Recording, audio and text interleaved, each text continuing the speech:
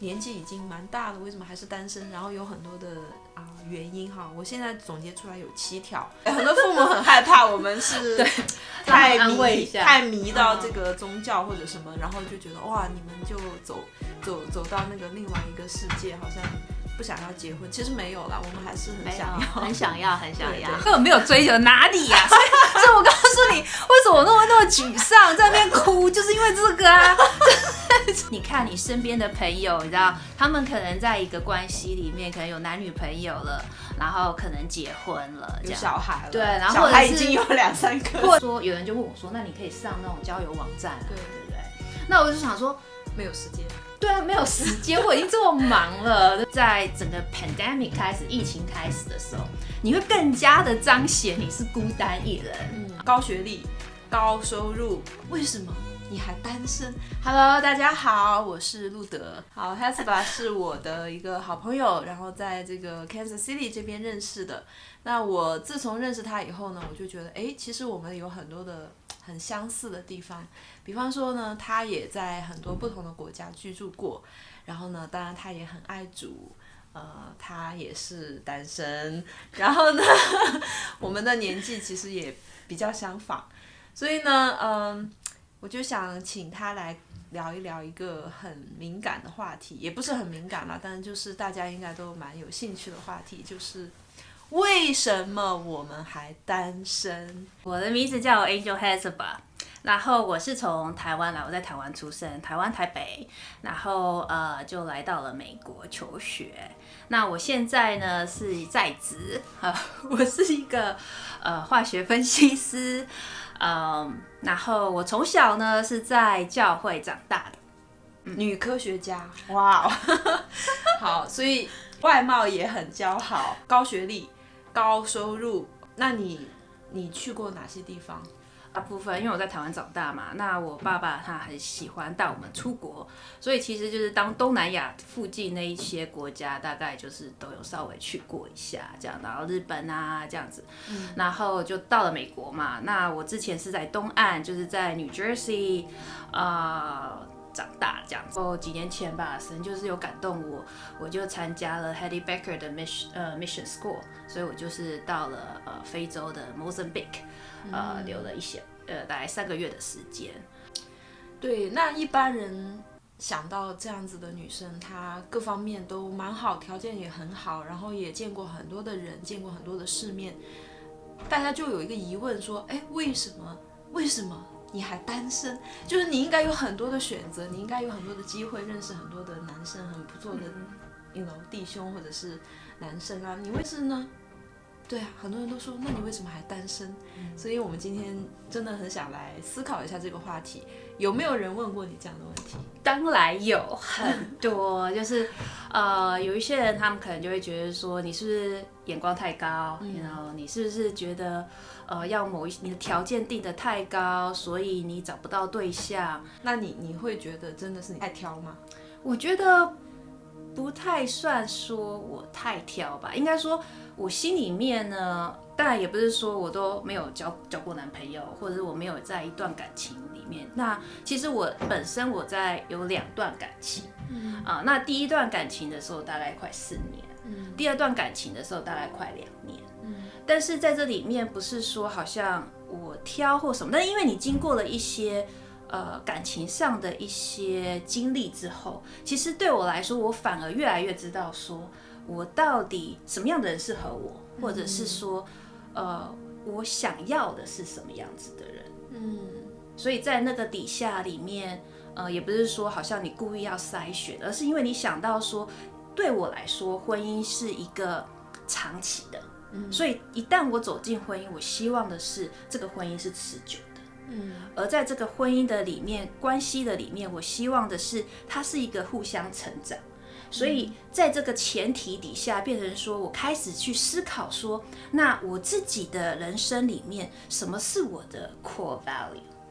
所以在我的 core value 里面，好像我就需要说，好，有一些人可能如果我们的观点不同的时候，是会有一些问题的。所以开始我会多一点思考在这方面的同时，变成说我知道说，可能我需要往哪方面去寻找这样子的异性。不是让对方来完成我的心里面的一个渴望，而是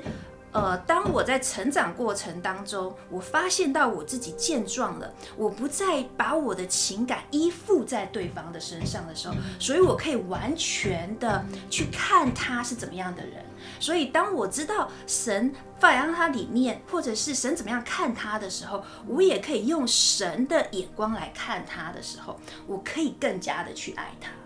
而我觉得婚姻的里面不是说希望对方来满足我什么，而是我觉得但我还没有结婚，所以有人可能讲你没有结婚，你可以这样讲。但是我相信的是，在一个婚姻的里面，我希望的是我可以帮助我的先生去达到神放在他心中的那一个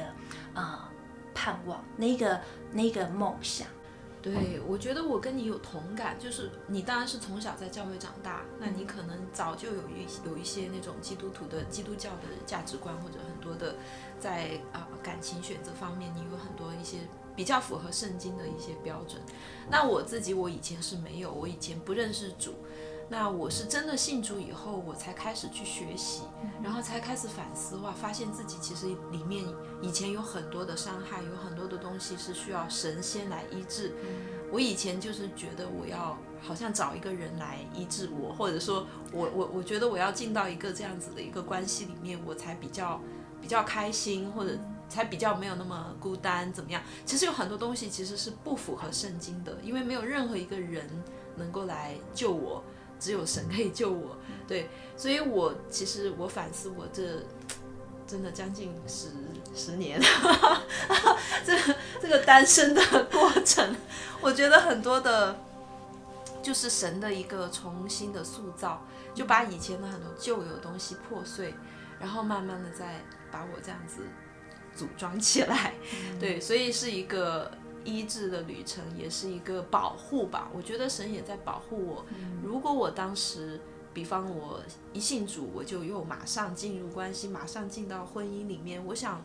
我应该在婚姻里面也蛮受苦的，因为很多东西我不懂，所以最近我也在想说，其实感谢主，让我是在单身的时候去学习，这样，因为两个人其实要一起学也是有那个另外一种痛苦啊。对对，所以这个是我觉得我们现在心态比较正面的地方，就是我们知道说是神在做工作在我们的身上。那但是在这个过程当中，你有没有觉得很沮丧，或者是有抱怨过说为什么等这么久？我已经很健康啦，我已经学了这么多，到底要学到什么时候？有非常多的时候，就是非常真实的讲，就是真的就是会有很多很多沮丧，甚至是你会觉得说神给你一个应许在那里，然后你就越来越觉得说那个应许对我相信，但是你会觉得好像就是寥寥无期嘛，是这样讲。就是好像越来越看不到的时候，你有信心，但是你知道说你的那个信心不像之前那么火热的时候，我觉得这是一定会有的。尤其当你看你身边的朋友，你知道他们可能在一个关系里面，可能有男女朋友了，然后可能结婚了，有小孩了，对，然后小孩已经有2-3个，或者是有小孩了之类的。我觉得那种其实会更加的借由环境里面，这也是我觉得很微妙，就是仇敌就会借由这个环境来让你更加的彰显说你心里面的那个渴望。那其实我很多次都是在哭着跟神说，神你要等多久？然後我常跟神讲的一句话就是说 Lord remember me， 对，我就常说神你不要忘记你的小女儿， I'm still waiting you know? How long 这样咬牙切齿 How long 这样子。但是因为你提到这个，我觉得有一次的印象非常非常的深刻。就在我在你说抱怨也好，你知道在谁凉也好，然后就是一直在那边讲说神还要多久，就是在那个抱怨的喃喃自语当中，我们家正好4张椅子，圣父圣子圣灵然后加上我这样4个人，然后我那时候就自己这样想说，我就把我们家几只大娃娃，就各自做一个。哦，这样，然后我就自己在那边喝，然后就开始掉眼泪，因为我每天下班回来是我跟神亲近的时候，就我的精心时刻，所以我就跟天父亲近的就坐着在哭，然后那天神就说我要买蛋糕给你，所以我就吃着蛋糕，然后一直啪啦啪啦的掉眼泪。然后就在那时候，我一直讲说神还要多久，然后我想说 remember me， 然后在那一刹那的时候，我就开始哭，一直哭，一直哭，讲不出话来的时候，就一直哭，一直哭的时候，突然之间，我刹那间，我觉得我就好像看到一个在意象里面，就好像在里面就是看到，就是说我的阿爸父坐我对面，然后他就坐在旁边，然后他就是看着我。一直哭，一直哭，可是你可以感受到的是他的那个爱是很棒的时候，就是等你哭完，就好像说一个很爱你的父亲坐在旁边，看着他宝贝的女儿把所有的这一些不平啊，然后抱怨都讲完了之后，他在等待那个时间你停下来的时候，然后我就一直哭的时候，到最后我就不讲话，我就一直掉泪的时候，我就看他就非常非常和蔼，然后就很微笑，我记得他说你知道为什么你还单身吗？这个就是我们今天的题目。然后他就说，因为我舍不得把你嫁掉。哦，那一刹那我就更加的哭。但是他不是说你永远单身，但是我觉得他在那一刹那给我一个很大的一个鼓励跟感动，就是说他知道，他也都听到我的这些抱怨或什么，可是我相信他已经为我预备，但是他在保留我跟他相处的这一段时间，因为他在那时候让我的感觉是，因为我舍不得，所以我希望我能够在这一段时间里面，我可以更加跟你亲近，我保留这一段时间是我跟你相处的时间，所以我觉得在那里面，让我里面心里面很大的安慰，就是我知道他知道。然后我知道他多么的心疼我，可是他又想要把我嫁掉，所以现在当我很多的时候，我在灵里面的那一个的那种，就是受不了的情况里面，我就常常想到那一幕，所以当我想到那一幕的时候，我就觉得说，那我要更加的在这一段时间里面，更多的亲近他，更多花时间在我跟他的对话当中。因为我相信的是，很多人现在有婚姻的、有小孩，你们一定知道，你哪来的时间啊？对不对？是的。所以我觉得这是一个让我心里面得到一个很大很大的一个安慰的开始。对，你讲这个我也就觉得很有同感啊。我觉得真的很多时候，当我一个人的时候，我特别能够感受到阿爸父的拥抱。对，真的就是那个拥抱，常常让我觉得说。其实这个就是我真正需要的。我灵里面其实真正需要的就是这样一个跟神的这样一个亲密。也许有的时候我们会透过人际关系，透过朋友或者是亲人或者是配偶，好像能够得到一丝的这样子的一种拥抱。但是我觉得这个总是一个很怎么讲，就是很客观的，就有很多的因素会让你没有办法随时随地享受到这样一个亲密嘛。但是我们跟神的关系是，它是无时无刻，然后永远不会改变的。就这样一种亲密它是不是受时空的限制，也不会受任何环境的限制。所以我觉得是一个，其实真实的需要是这一个。我们每个人里面都有一个需要，我觉得这是我们渴望被爱的需要，这是神当时造我们的时候本来就有一些渴望是放在我们心里面。那在这里面，其实我们有很多的，有的时候我们成长的背景底下，导致有一些东西扭曲了，所以我们的安全感是建筑在，就像你刚刚讲的，就有朋友啦，就有我们的父母啦、师长啦，甚至是我们的另一半啊、工作，所有这一些我们外在的东西，帮助我们把那个安全感好像架设在那个上面。所以当我们在单身的时期，就是我们真正开始把我们的这个安全感架设在一个完全不能动摇的东西上面。那对我来说就是神，因为我觉得在神里面，你的那个爱，你的那一个情感，当你知道是这个天父是永远他不会放弃你的时候，在你那个安全感是设立在一个坚固的磐石上面的时候，当你接下来加上去，不管说你的工作啊，或者是你的生孩子啦，就像你说有生的孩子嘛，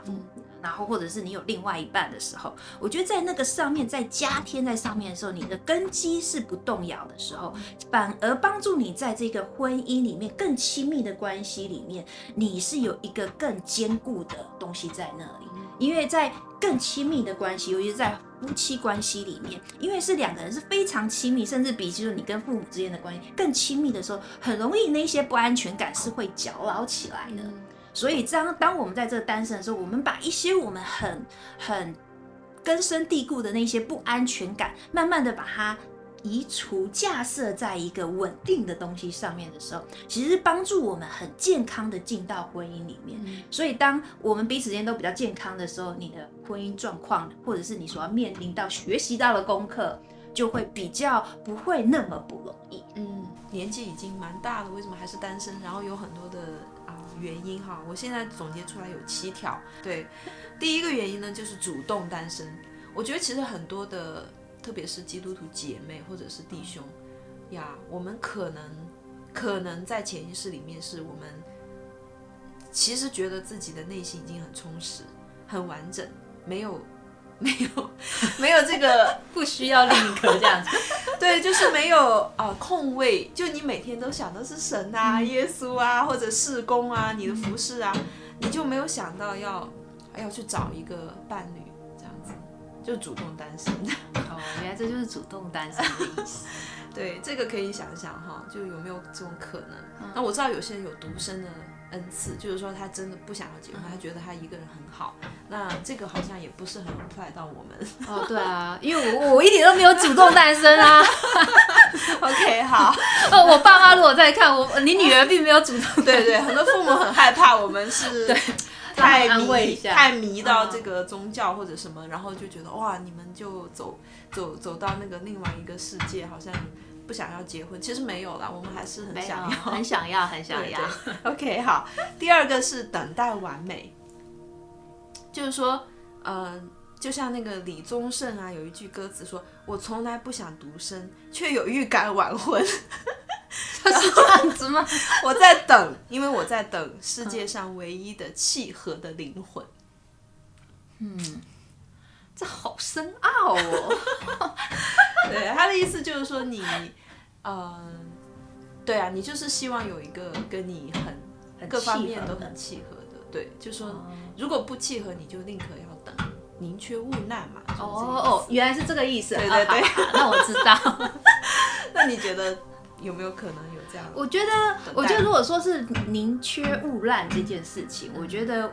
我应该是有这样子的想法，因为我觉得说我不希望在走进一段关系的里面，然后就是好像觉得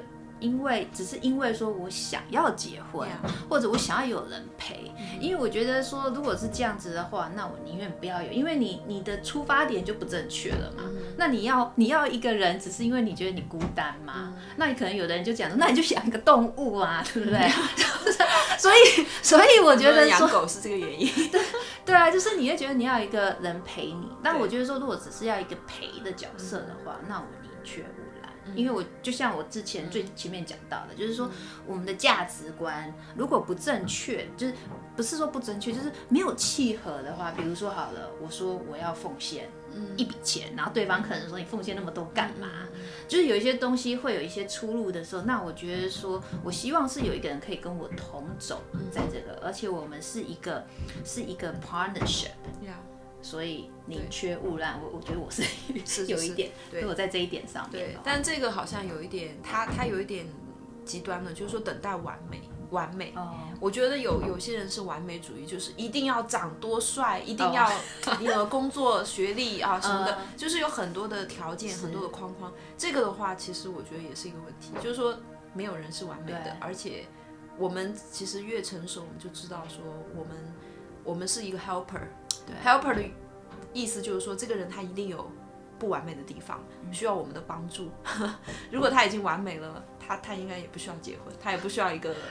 helper。对啊，所以我觉得这一点其实是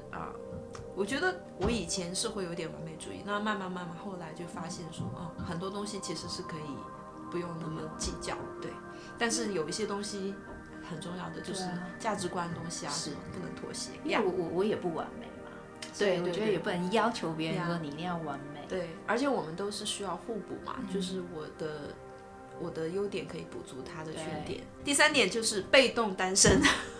这又是什么？我觉得怎么每一个我被动单身就是还没有真正认识爱情和婚姻，还没有形成自己的恋爱观、婚姻观，不知道自己要什么。我听过很多人。对，我觉得我以前也有点像这样。我也是，我觉得也是啦，就是说，就还没有 ready， 很多东西其实很模糊，所以就不敢轻易进到一个关系。因为你也还没有真正认识自己，对，所以我觉得另外一点就是很重要，就是单身的时候啊，真的就是一个很好的时间来真正认识我们自己。所以我们认识我们自己的时候，我们可以成长，也可以更多的知道说自己到底要想的是什么。很多人是进入婚姻以后才开始认识自己，也是因为被磨练出来啊，每天在戳刀，然后经过10年以后，然后就哈嚓，终于进入了这种真实的一个爱的关系。很多人结婚其实是很痛苦，然后他认识自己、认识对方，才慢慢开始进入佳境。那我们在单身的时候，其实就是也是在预备，但是就是一个人预备。对啊，也有听说他们就讲说，你如果是夫妻进到婚姻里面，就好像看到一个镜子，你更加的看到自己，所以就学习。对，是，都是在学习。好，第4就是忙，没有时间去培养一段感情或者认识一个异性。这个可能也有。刚突然间到底在说什么？但是我觉得忙这一点是真的，可是我觉得这也是互相呼应的啦。就是因为我本身我已经很忙，然后你可能还有一些你，比如说教会里面的小组，就像我们小组的时间，就也拿掉了很多的时间。所以我觉得这个忙里面，反而让我更加的觉得说，我不想宁缺毋，我就变成回到之前那个宁缺毋滥。因为我很忙，然后我不希望说有人就问我说，那你可以上那种交友网站啊，对不对？那我就想说，没有时间。对啊，没有时间，我已经这么忙了，对不对？然后你又不希望说，因为你交往，你又不认识别人，所以你要在网络上面一直然后见面这样子。所以我觉得这我又有一点啦。对，我觉得就是等一下，大家不好意思，我们隔壁在一直扣是想怎样？没关系，不好意思，大家忍耐一下。所以我觉得这个就是说我们小的时候也不太懂嘛，那后来发现认识一个人真的需要花时间，所以后来我觉得有的时候想要开始一段关系，可是真的又觉得好花时间哦。就是这是真的我自己坦白讲，我真的希望就是这个人他是我认识的人，就是他是我的朋友之一，这样子的话我不需要从头开始去认识他了，所以我就会祷告说，神啊，就是在我的这个圈子里面吧，就是在我的不管是不管是公司同事也好，还是朋友，还是教会，反正就是我的这个圈子，我在做一件我觉得很有意义的事情，然后在这个过程当中，也许认识一个人，他也在做同样的事情，然后我们就可以聊得起来，然后可以认识。我觉得这样是最理想的。对，我不想说花一个时间再去认识一个跟我完全没有交集的一个人，然后又要去培养那个交集，培养那个兴趣。反正我现在这个年纪，我是觉得我没有那个时间，可能20几岁就是在年轻几年的时候，大学的时候大学就你就是去参加什么 party 啊，或者怎么样，可以认识很多人。但现在我觉得我也不会去参加 party。对，所以你应该是有很多事情，所以没办法去参加 party。对 ，anyway， 反正这个也是一个忙呀。那第5个就是没有遇到合适的对象，身边也有追求者，然后呢，你就是都不喜欢，偏偏你喜欢的呢，人家也不 available， 或者人家也不喜欢你，所以整个就是没有遇到，没有遇到。我是 OK， 我先讲一下，根本没有追求哪里呀、所以我告诉你，为什么我那么沮丧，在那边哭，就是因为这个啊，有追求者。我跟你讲，真的，我相信现在就是讲一个实话实说的，所有的单身的女生，我相信的是，你如果是没有追求者的人，你一定会觉得说，我还宁愿有追求者，你还觉得说自己有某一种身价，然后周围都没有的时候，你就觉得。神啊，我需要一个更大的信心，因为我什么都看不到，就只凭信不凭眼见，就是你 walking on the water 这样子，这种感觉，对，就是，我觉得就是真的很困难，对我来讲啊，就是，但是有太多追求者也是沮丧，对呀，不是说我啦，但是我觉得在讲啊，有追求者没有密报这样，但是我觉得确实有一些人他会。给我介绍，对，有一些长辈啦，他真的会介绍。那介绍了，这些人也不算追求者，但就是想说有一些认识啊什么的。但是你就发现聊过几次以后，就发现啊，就都不合适，那就觉得也很沮丧啊。因为每次你都觉得哇，神开门了，神有一，只不过那个门是怎样锁起来了？可是过几个礼拜、1个月、2个月啊，怎么又没了？啊，那种感觉也是蛮沮丧，就是我还宁愿说完全都没有 ，you know， 完全都没有，你就信靠，你就相信神。但是现在就是这样，好像有又没有，有又没有，哦，那种也是上上下下的心情，对，心情其实所以大家看到了吧？有跟没有的人都一样沮丧。这就是我觉得说，大家都是会有这种，就是因为你觉得你自己没有嘛，然后你就觉得说好像别人的比较好，就是说你看有追求的人就不会这么沮丧，那对方可能另一边的人，另外一个 category 的人就觉得说，我还宁愿不要有了，这样更沮丧，所以我们都沮丧。哇，那结了婚的人可能也沮丧。对，就是大家都，所以基本上没有一个人是满足的，搞什么这样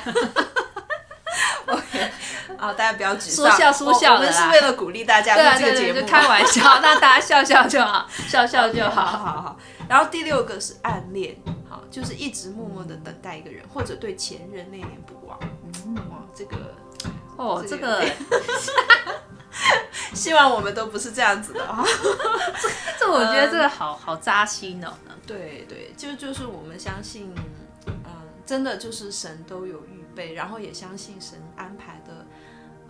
既然对方已经离开了，我们真的就放手，相信神的安排是最好的呀。我记得有一次我分手，然后那个时候真的很难过，然后我真的就闭上眼睛，我就感受到耶稣的那个钉痕手，就牵着我的手，呀，然后那个时候我就知道说，其实我真正的爱人，或者说我真正能够满足我各样需要的是耶稣。那就在那一刻，我真的觉得那个失恋的痛苦就没有了，很快。所以我想有些人从失恋的那个过程，就是在那个里面就是不能自拔。也许你需要去认识耶稣，你需要真的是给自己一个机会，就是去寻求这个真实不变的爱人呀。我相信我们等一下也可以为这样的朋友祷告，因为我觉得失恋真的是有些人他真的就没有办法忘记前任，那需要神的帮助，需要超自然的介入。对啊，但是我本身就是我的过程就是没有像你这样很迅速的，就是走出来的，就是也不是说走不出来啊，但是我觉得对我来说，像我的第二个感情的时候，大概在3年前这样子。那我觉得说那一段时间里面，我就跟神说，我要非常真实的面对我现在的伤痛，然后我去看我自己，然后去面对我的情绪。那我觉得在那里面，虽然是一个比较长的过程，但是我觉得在那个很长的过程，因为我很真实的。我跟神说，我要来面对这些情感，这些难过，这些沮丧，这些揪心那种感觉的时候，我要你站在旁边跟我一起经历。所以在那个过程里面，我虽然没有说很快的走出来，但是在那个过程里面，我觉得就像你刚刚讲耶稣牵着，我觉得是我的阿爸父牵着我，在每一个我很难过，他陪我一起哭，他陪我一起去 process 我所有的情感。所以我觉得在那里面，虽然我走得慢，但是我觉得我反而从那里面走出来的时候，我更健康。那同样就是，我觉得说像你刚刚那个问题，为什么说我觉得很扎心？就是我觉得说我对我的前面这一个，我觉得我还是很爱他。我们分手的时候，其实我觉得我还是在很爱他的那种情况下面，所以在那个过程里面，我也相信神的是说，如果今天他是神要给我的，今天这个分离。可能就是为了要建造我自己，然后让我自己更成熟。因为我们之间分开的时候，其实是有一个我对我自己里面，我有一个很大的一个点需要突破，就是我对婚姻的惧怕。那因为他其实我们已经订婚了，这样，所以在这个当中里面，我觉得说有些东西我需要去突破了以后，我才有办法真正走进我的婚姻。所以其实同样我也鼓励这些，就是你正好面对到这个很不幸的，就是可能一些什么样的原因导致于你们分开。那我也真的是鼓励你们，就是说不要逃避这样子的一个情感，因为有的人可能马上又进到了下一个感情。我觉得说这一段时间里面，我真的很鼓励这样的姐妹或者是弟兄们，就是真实的去面对为什么这个感情没有成功，然后去面对说是不是我内心里面我需要神，或者是我是不是可以，或者是没有信主的弟兄姐妹，你面对说我自己的里面我需要有什么东西我去认识我自己，然后让你自己里面更加的健康，与预备你下一个人的来临。因为我相信你预备好了自己，当你在下一次的时候，你可以爱得更完全，让你以前的这一些过失不会再带着它，你背了一个包袱，然后你就是没有人再度的再把这一个伤害跟这个里面的这些东西又再度带到下一个感情，你就永远都在那个 cycle 里面。对啊，你刚才在分享的时候，我就想到圣经里面一段话就是说，神所配合的人不能分开嘛，就是说，即便现在也许是分开，但是you never know， 也许神再过几年就又把你们放在一起了，但那个时候可能你们两个是更加成熟、更加健康的自己。对呀，哇 ，OK。好，最后一个呢，就是性格内向。性格太内向，一定不是你啊！我就知道你会讲这个。我告诉你，以前我很内向的，好吗？对啊，我跟你讲，对，性格内向，然后什么？对，就是有些人觉得他不会跟异性聊天，他比较害羞，他会有紧张或者怎么样，就是不太知道怎么样跟异性互动。那可能这种人他就比较是宅在家里啊，或者是可能性格上确实有一些的障碍吧。对，那这个的话，你说你以前是你以前内向，手机都掉了。对呀，我觉得没有办法相信。我以前是非常内向，我是不爱跟人家讲话。这是另外一个故事啊，就是神在这当中，他用了很大的翻转。医治我的180度的翻转，那就真的以前认识我的人都觉得我现在完全不一样这样子。那我觉得说，就像你刚刚讲的那个内向的那一点，我觉得说，就是回到我们在今天的主题，就是说单身嘛。我觉得另外一点就是在单身的里面的时候，这些内向的弟兄姐妹啊，或者你知道说你自己有一点好像不太敢，或者是去跟很多人接触，或是主动跟人家聊天，或者是建立友情，所以我会觉得非常鼓励单身的弟兄姐妹，就是加入你的团契生活，因为我觉得说不单单是说一定要跟异性